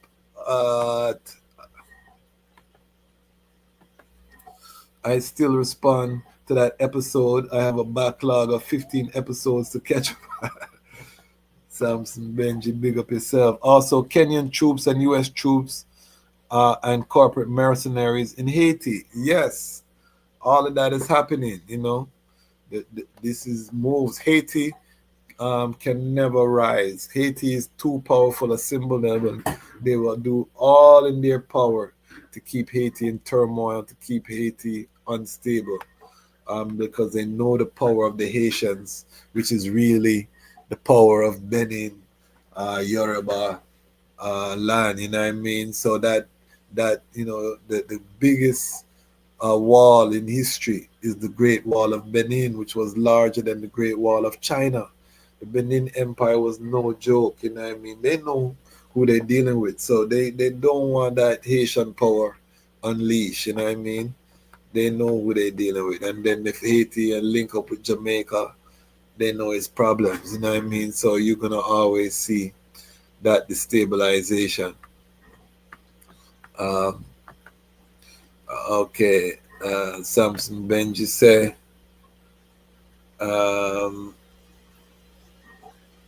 okay, sorry. It's so much content here now, finding it hard to keep up because, of course, it's real life first.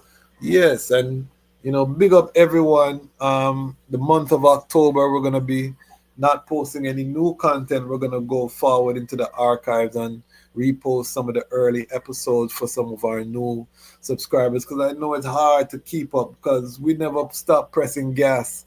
This is how we reach 50,000 in 3 years, because the consistency. We have over 1,000 pieces of content on the platform right now.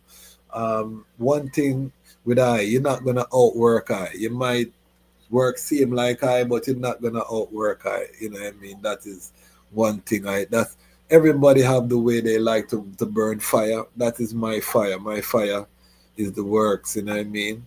So a lot of content, a lot of other works also. That a lot of my works I don't bring them in public. We work with the community underground. Whole heap of work happening. There's nothing they can do. Spotify and such things are a machine. Even mainstream people have their issues with it. The music business isn't really sustainable. Better to invest in agriculture. Your brethren is not lying unless you build an ecosystem. That's another thing I do. I do consultations. I do work with artists to help them to monetize and to become a business and to know how to navigate this modern industry, because The old way doesn't work anymore. You really have to build an ecosystem like you see that I'm doing with the Lion Voice Network. We have an ecosystem. It's not just a show and we have our Patreon, our inner circle, we have our town hall meetings, we have our newsletter, we have our email list, we have, a lot of things are happening even though the IMC, the program, we build a whole community, and we have communities that are linking each other. So we have a lot of comments. I don't know if I can get through all of them. I wanna touch on some other things. Oh wow, whole heap of comments. I love it. The item reasoning up for real. You know what I mean? Whole heap of comments, family. Let me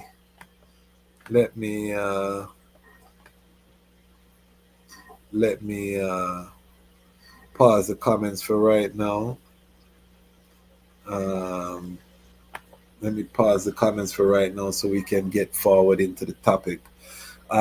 So what I wanted to reason about, we talked about New World Order, what the term it means, the SEO, the BRICS, the G7. So I want to talk about what is their position and history as it relates to Africa. So G7, we know the history of the colonial powers with Africa: rape, rob, pillage, extractive economies, meaning that they only built a road from where they harvest the materials to the port, no infrastructure, NGOs, aid coming in, promotion of alternative lifestyles that don't have nothing to do with what we deal with. This is the legacy of the West in Africa, which is why China and Russia have come in, and now BRICS have come in and totally supplanted them, because China, when they give their contribution, they don't try to tell you how to live your life. They don't give you with strings attached, and they build critical infrastructure. So China has been building not just the road from the resource to the port, but they've been building highways, they've been building rail lines, they've been building dams, they've been building bridges.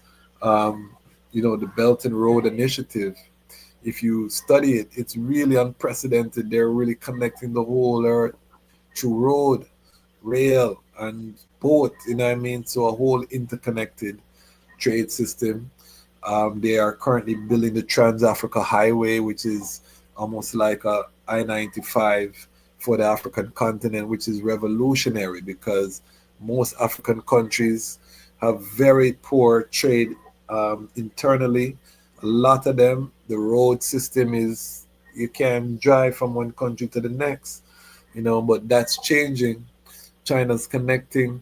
So the criticism with China is that they put people into positions of debt and then they come and take the resources, which in some instances I think is a valid concern. The pushback, though, is that China's also shown themselves willing to cancel debts, to renegotiate terms. So it really, to I, looks like it depends on the quality of the government. If the government has integrity and they're doing things properly, then I think the Chinese investment can be positive for the people. But China is not Africa, and their culture is different than ours, and we don't necessarily want to be ruled in a Chinese style. Because China's system is really like a hybrid. They're capitalists, but they have the Communist Party that invests and that owns key industries, so that they're able to scale very rapidly. That's why they're outperforming the West in every metric almost. For example, when they looked at electric cars, they built 1 million charging stations. So they built out the whole infrastructure. One of the challenges in America is with electric cars is not everywhere you can charge up your car. East Coast, it might be good. You go to the center of the country, you flop. So it's going to put a limit on how many people buy electric cars. in China, they built out the whole system first, government investment, and they're not depending on a private sector. And then now they develop the car. They have the cheapest. You can get a quality electric car in China for like $3,000. High end, you can get a high end electric vehicle for like $30,000. And it is better than any electric vehicle, any Tesla, anything in the West.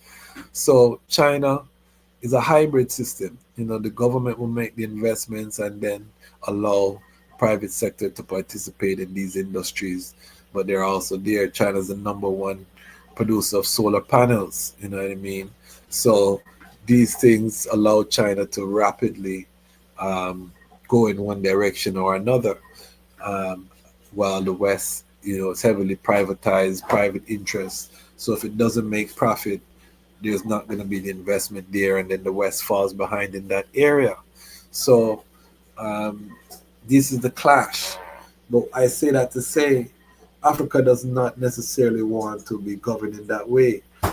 For example, look at Brittany Griner. She was a basketball player. They caught her with a liquor THC vape pen, and they wanted to lock up the lady for, how long? So we as Rastafari, we're looking at this, and China is similar, them catch you with a spliff, they might all want to shoot you or send you up a Mongolia or Siberia or somewhere, put you under a jail for a pound of herb. So as Rastafari, we have to be very careful how we look at this and how we cheer, because we don't want their policies governing us, even though they might come with a better deal than the G7. I started this episode saying I don't think it's even a question who has a better deal, because the West don't really offer you much. At least with China, you're getting the infrastructure and, them thing there. But the West is really, you have to bow to them, and they're not even investing much. They're more taking out. And that's what AES discovered with France, why they kicked them out, because even the companies that they had licensed were sending out way more gold than they were reporting to the government. They were stealing. They were not abiding by their deal, and they were giving a royalty which was pennies on the dollar. And this is negotiated because at the time the government were vassals to the French. The French put the people in place to do the deal with themselves. So they put their people in place to do the deal. So the people were not doing deals on behalf of the people of Niger, the people of Mali, the people of Burkina Faso. So now that these military men kick them out and are selling their commodities at market rates, they are some of the fastest growing economies on the continent. So, if we look at who treats Africa better, and then also Africa, Russia and China were part of the anti-colonial struggle. The Russians were helping in Southern Africa. The Chinese as well were part of some of those struggles, assisting with weapons and training and certain things against the anti-colonial struggle. So there's a deep history with these countries that goes beyond just a surface level. They're coming to take away the commodities. Yes, they are coming to take the commodities, and we shouldn't feel no way about that, because people are coming to trade. Let them trade. We have something they want. They have something we want. No foul, no harm. But again, we shouldn't be comfortable to think that they are the savior. They are the answer. We should more just know, say, all right, them and the West of war, let us use this time to get us stronger, build our leverage so that we can come to the table and have some talk at the table. Because again, I go back to the pictures. There's no black people in any of these pictures when you see them talking about New World Order and the new power system, and these are the power people, and no black man included in none of that. So we have to know that our interests, no one's coming to save us. All right. So, what are the implications for Rastafari? The implications for I and I is that rough times are ahead, family. No matter where you are, um, prepare yourself for rough times. Any changing of an age, when a new old order is being pushed out and a new order rises, it's a time of great upheaval. So it's a time that we must prepare. Um, so this is what I want to end the episode with is the solutions. What can we do? What do we need to do? Um, Number one thing that we need to do is focus on Rastafari food sovereignty. So wherever we have large communities or population centers that can sustain, we need to have a food sovereignty system, meaning working farms, farms that we can monetize multiple ways, grow food and produce on the farm, farm tours where we can open up the farm for ones who want to see Rastafari regenerative agriculture, soil, production, ITAL standard, all of that. We have school tours. You know what I mean? My youths, them go to a school, they do hay ride, buggy ride. You know what I mean? So the farms are generating income outside of just um, the produce that they're growing. We should have an emphasis on storage and finished goods. So we should have storage, emergency supply system. So if the global supply chain shuts down, we can sustain ourselves for a month, 2 months as a community without having to go to the government and asking for the government. Because remember, it's without the mark of the beast, they can either what? Buy in ourselves. So if the government say you have to get this microchip, or you cannot come and get the aid that we have, and the grocery stores are shut down, no trucks going into the stores, the shelves are empty, what are you going to do? What are we going to do? Those who are still in America or those who are in the diaspora, we should have Rastafari farms and centers where ones can rally and not only build an economic base, but also be there to be a refuge for I and I when we need a place of refuge, so you can have lodging on these farms, guest house, and you can Airbnb, you have programs where people can come learn farming, so these houses can now turn into temporary lodging if there's refuge needed. So these are repatriation centers and hubs that we need to construct wherever we are, wherever there's a good population of Rastafari, instead of we just come together for reggae shows and for Isla Days. Those collectives need to come together. And I told this to the Atlanta uh, organizers of the Georgia Rastafari conference. If you watch that episode, this was the advice I had for them. And this is the advice I have for all of our communities right now. We need to come together to establish working, teaching farms, so that we have our food together, regardless of what's happening in the outside community, we can feed ourselves, we can feed others around us, because Rastafari, we're always with the people, of the people, for the people. So we ballad friend them and we family them and the other people them, we love them, so they can come buy food from we and know that it's grown without no pesticides or no chemical fertilizers and all of that. We have it, the branding, the social media, the content creation. We use these farms for these things. We can have event space on the farm, where we have little things and little festivals and little things, tabernacle, multi use once you have land. But that should be part of it. The proceeds that we get from these farms, we need to establish co-ops and or banks. We need a Rastafari bank or Rastafari co-op.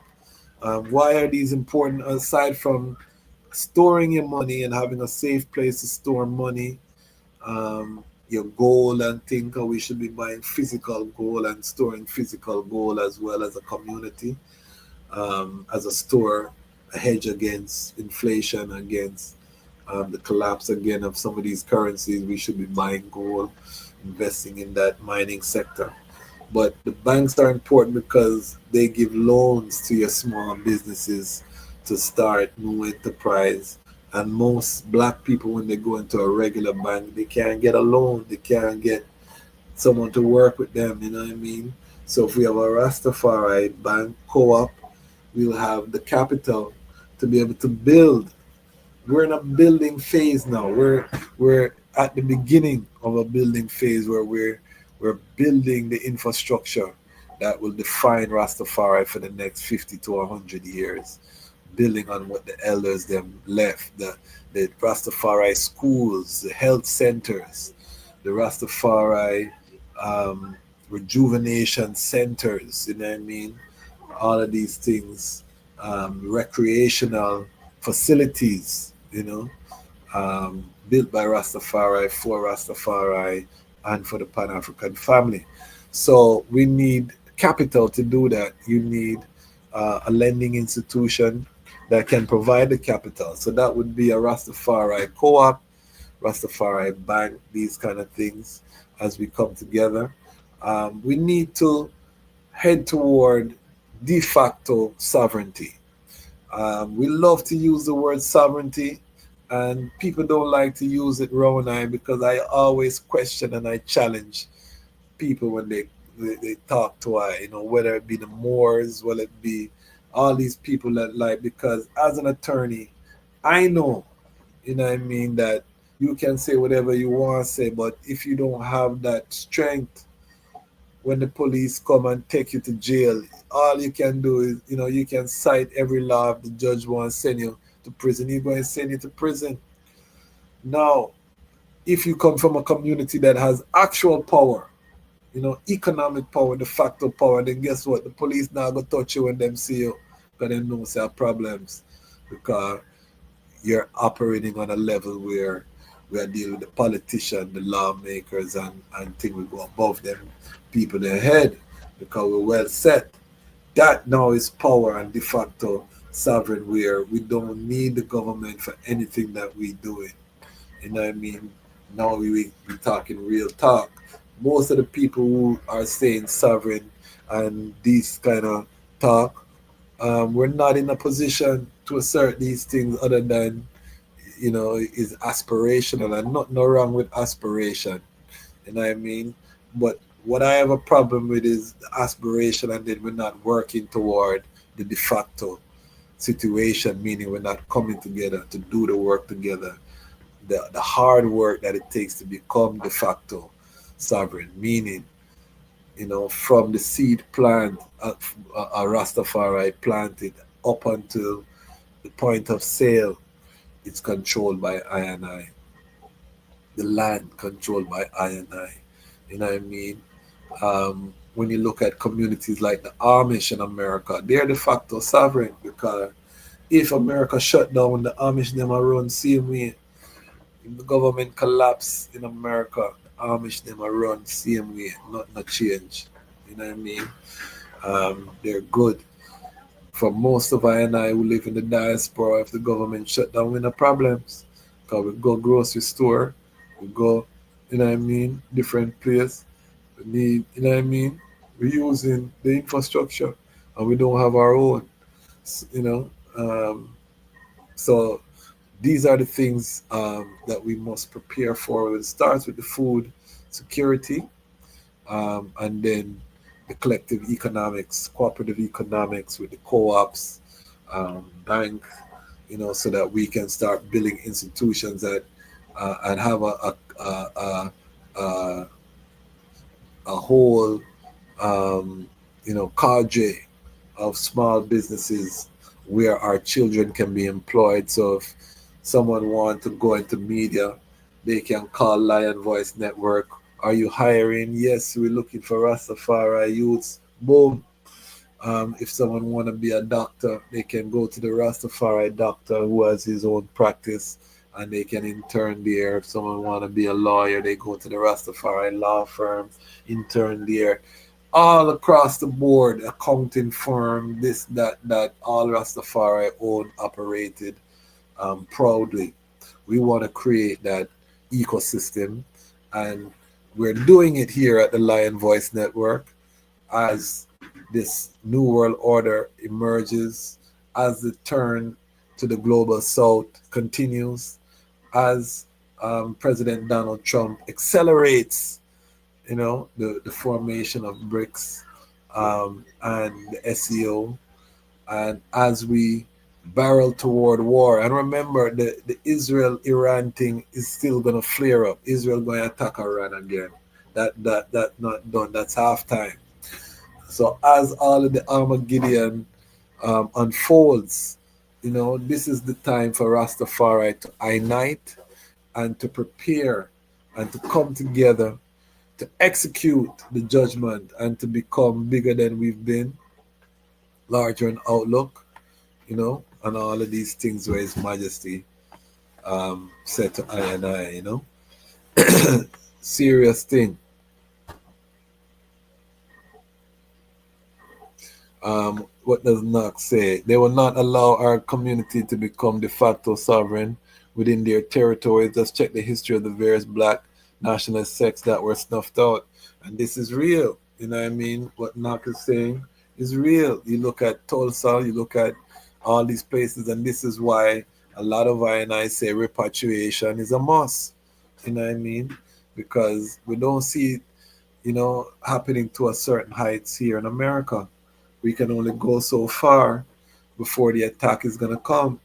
But we can use America as a launch pad to, to get us to where we need to go. Again, this is why repatriation is a must. But again, a lot of people want to stay here, and I don't argue with people.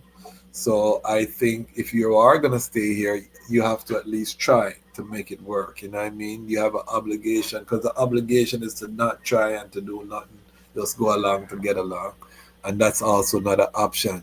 So if you are planning to stay in America, if you do feel you're indigenous to this part of the earth as a black man, I don't have no problem with that. But it still applies. You need to get the food sovereignty. You need to have your own lending institutions. All of that still apply. You know what I mean? For I and I, we're going home. A lot of I and I is Rastafari planning to go home. But, regardless of where you are, that is it. But yes, family, New World Order has been established, and the headlines are there. You see the headlines. You see what the people them are deal with. Let me just read one more article here, just to outline, and then we're gonna seal up. This was a beautiful share, but I just wanna report from BBC when we want to see what the West is talking about. It says how oil brought Russia, China, and India closer. All right, so this is the Western fear. This is how you know the war is coming, when you read them thing here. Monday's meeting between Russia's Vladimir Putin and China's Xi Jinping and India's Narendra Modi marked a rare display of solidarity, an opportunity for Putin to engage directly with his country's top oil buyers. India and China were drawn to Russian oil, which became cheaper after Western countries cut trade ties with Moscow over its 2022 invasion of Ukraine. But Beijing, New Delhi, and Moscow have taken their ties deeper. They now share a common antagonist in the US, which has imposed sanctions on Russia and put sweeping tariffs on its trading partners. India is reeling from some of the highest duties imposed by Washington for buying oil from Russia. China is still negotiating a deal with the US that would stave off crippling tariffs and possible sanctions for buying Russian crude. The three leaders met in Beijing for the Shanghai Cooperation Organization Summit. The regional forum aims to promote an alternative worldview from the West in what analysts have described as a challenge to America's influence. The forum gives leaders a rare chance to reinforce ties during an ongoing economic uncertainty, analysts told the BBC. Russia, a lifeline for Russia. Russia has the opportunity to secure more business with India and China, its largest trading partners, they said. Two most populous countries have helped prop up Moscow's economy after its invasion of Ukraine left it cut off from most Western trade. Last year, China purchased a record of more than 100 million tons of Russian crude oil, which accounted for almost 20% of its total energy inputs. Likewise, oil exports to India, which made up only a small fraction of its imports before the Ukraine war, has since grown to some 140 billion since 2022. Together, China, India make up the majority of Russia's energy exports. Russia relies on oil and gas exports for roughly a quarter of its budget revenues, which is funding its war chest.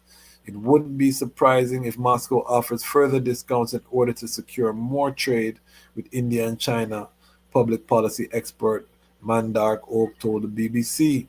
This is especially necessary for India to ensure it does not back away due to pressure from the US, said Professor Oak from University of Adelaide. New Delhi had offered Russia a lifeline after much of its oil supplies displaced by the Western sanctions were diverted to India, which benefited from cheaper energy. And this is a key point because India is trying to catch up with China in terms of development for its 1.6 billion people. And this cheap energy is allowing it to develop rapidly. You know, your building costs are lower, your production of product costs are lower. So this Russian oil is very key to the rising of India. India could now be on course to buy even more oil from Russia despite condemnation from Washington. Modi on Monday affirmed ties to Moscow, telling Putin their countries have walked together shoulder to shoulder. New Delhi officials have also said it will buy energy from where it gets the best deal, because India said they're not giving up their sovereignty to please America. Delhi-Washington ties hit an all-time low after Trump administration imposed additional 25% tariff as punishment for buying Russia oil. New Delhi described the White House decision as unjustified given the history of trade. So, again, we're just putting these things into context for the global family to know that the board is shaping up. War is on the horizon. You know what I mean? War is on the horizon. This is serious in terms of what's on its way for Black people, and we need to be in preparation mode. So, yes, you can go a festival. Yes, you can go a club. You can party. You can do all this jollification. But just know we're in the roaring 20s. And if you look at history, when the roaring 20s happened back in those times, it was followed by the Great Depression and then the Great War. So hindsight is 2020. Let us use these roaring 20s to prepare ourselves for what is to come. Because it might not be overnight, but it's coming. The West is not going down without war. Don't bother feel that way. There's no 0% chance that the West is going to just allow the global South to dominate without starting, woolly power on the earth. So we have to prepare for the breakdown of global shipping. We have to prepare for long periods of trucks not being able to go to the grocery store. We have to prepare for martial law. We have to prepare for all kind of scenarios, particularly I in the diaspora. So let this be something that we take heed to. And I say this not to cause alarm or despair or make one feel like, wow, you know what I mean? is just to bring an awareness for I and I to know that, um, you know, there's work to be done. But the joy is that, again, we're watching the collapse of the colonial era. It's come to an end, and we're watching it fall apart. So we can rejoice in that, you know, terrible era of human history coming to a close, and to the people standing up and rising, and don't think that it's not going to be a tumultuous rise. But this is where the lion culture come in. If we are who we say we are the lions, then now is our time, battlefield time. We love talk about battlefield and this and that. Now is battlefield time. So let us prepare and let us be ready to confront what is awaiting us. That being said, family, make sure you support the movement, Lion Pride on Patreon. We have 41. I need 9 fire angels to join our Patreon so we can hit our 50 goal and we can have a vote in our next town hall meeting. I'm going to announce a date for the town hall meeting in the next couple of days. And we want to have 50 in the Patreon. 9 brethren and sisters we need to join the Patreon by the end of this month. It's going to be toward the end of the month, the town hall meeting, so we can start our grant program where we give a monetary contribution to workers in the Rastafari and Pan-African movement, so that we can, challenge our other institutions to match our contribution, and we can celebrate until we reach the point where we have that 50,000 people who are willing to give $10, because we're not going to stop chanting that until we manifest that as a reality, with one of our guests or even with this platform. We are going to keep chanting for that, because word sound is power. But until we can reach this, so you got to start somewhere, and we're going to start the example by gifting capital to people doing the work, you know what I mean? And they'll also be guests on the platform. So it'll be a guest on the platform that gets the grant. It'll be modest at first, but it'll be from ours as a Lion Pride. So we're not just reasoning with the eye about the works, we're also showing the gratitude and encouraging others to contribute. We're creating a culture of giving, a culture of support, and culture of investing in us. Because again, no one's coming to save us. So join the Patreon. You can become an Ubuntu Lion Pride, $100 until coronation. It's going to go up after coronation. But right now it's $100 US to become a lifetime immortalized with the Lion Voice Network. So you can become an Ubuntu Lion Pride Patreon. You can give a super chat like Ras Roots, or like Samson Benji did tonight. You can give the one-time contribution, CashApp, Zelle, all of them things there. So we have multiple ways that the item can support the platform. That we're not going to stop. We're going to continue to bring the vibes. This coming strong, we have Makonnen Yifara, the son of Ketema Yifara, who wrote a book about his father, who was the foreign minister during the time when His Majesty went to the OAU. We also will be releasing more clips from our interview with Sister Catherine Howell, the daughter of Leonard Howell. That was a powerful reasoning. And we have more reasoning. We have part 2, another reasoning with Mama Askali, who have the Empress Men in calendars. We have a lengthy interview with her that we're going to probably break into 2 pieces and release.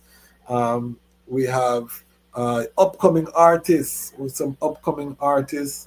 We have a surprise interview we're going to drop with a big artist. We have so much happening here at the Lion Voice Network. So please join the family. 52,000 strong. We'll be at 53,000 strong by the next time we go live. And it's all because of the item and the support. So we're going to keep on going, and we're not going to stop. Why? because the time has come for the lions to tell our own story. And this is the lion's voice.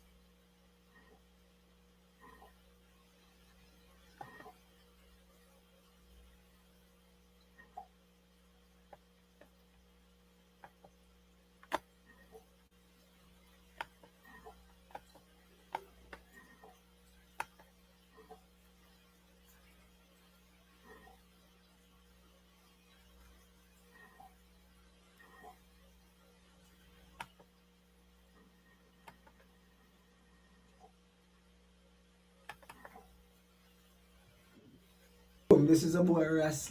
Make sure you tune in to the Lion Voice blog and the YouTube. Make sure you click that bell right there and subscribe on the thing, alright?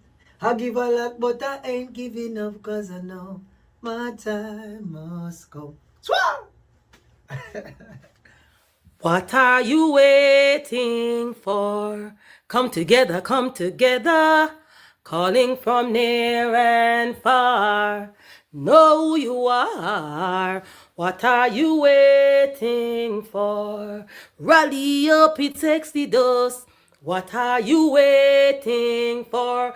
Ancestors paved the way for us. Yes, I am Ketis Oyonde, asking, what are you waiting for to come together? The time has come for the lions to tell our own story. This is the lion's voice.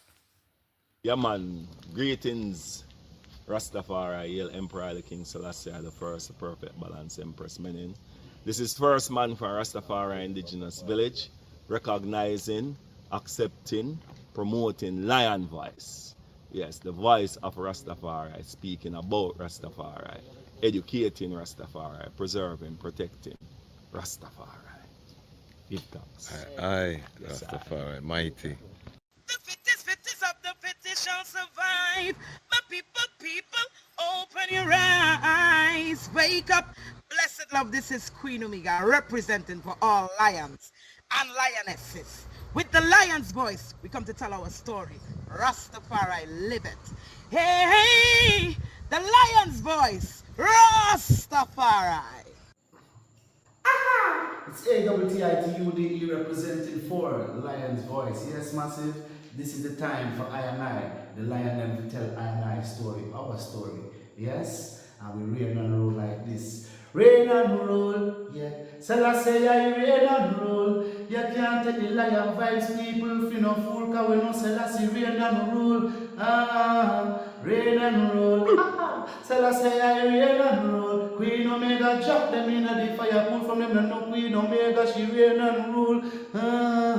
Royal Kushite, ancient essence, Emperor Selassie in a majestical presence, flash of all sevens, projecting through I and I events.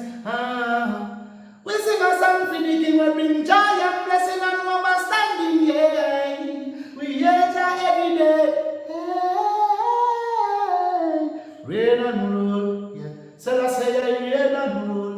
Yes, I lion vibes, Selassie, reign and rule. Attitude say that. Boondocks, Black Organization of Global Diplomats optimizing expressions to the world. Till the world, till the end. I will never stop, hail the Most High, and I will never stop, call Rastafari. Blessed love, this is Kushite representing for the Lion's Voice. We are here to tell our own story, Rastafari. Greetings, this is Ras Tafari. The time has come for the lions to tell their own story. See? This is the lion's voice. Keep it locked, right, sir? Ras Tafari said that. Are you satisfied? Wipe those tears from your eyes. I'm all alone, still you thought I was telling a lie. This is the lion's voice. Keep it locked, right, sir? Amina, the time has come for the lioness to tell our own story. No surrender, no retreat, we are Jaja soldier. Rougher than the streets, tougher than a boulder. Bigging up Lamb's voice. Now put it, I Jolly for said that.